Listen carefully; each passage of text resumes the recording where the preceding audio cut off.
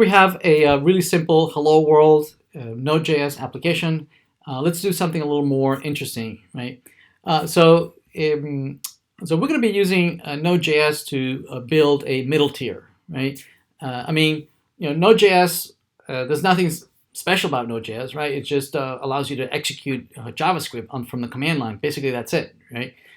Where it's more interesting, Node.js, is that it has quite a bit of open source libraries, right, that have really, really powerful features, right? One of the libraries that has become very, very popular, and it's used all throughout many, many different projects, is what is called the Express library. So the Express library is going to allow us to very easily build web servers, right? So let's install the Express library. So from the command line at the root of your project, we can install libraries, or we can say npm install, and then the library that we install here is the Express library. There it is, Express.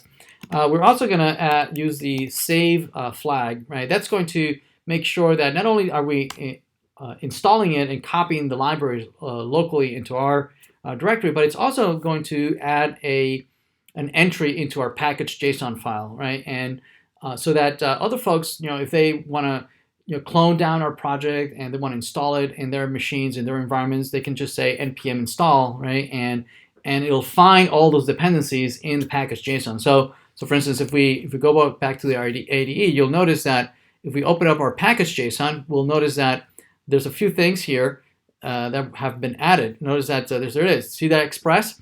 That has been added. That wasn't there before, right? Now that we've installed it and declared it as a dependency, now it's being listed under the dependencies here, right? So that other folks, when they do an npm install, they'll be able to also download and install whatever libraries we depend on. All right, excellent. So we install Express. Let's start using it.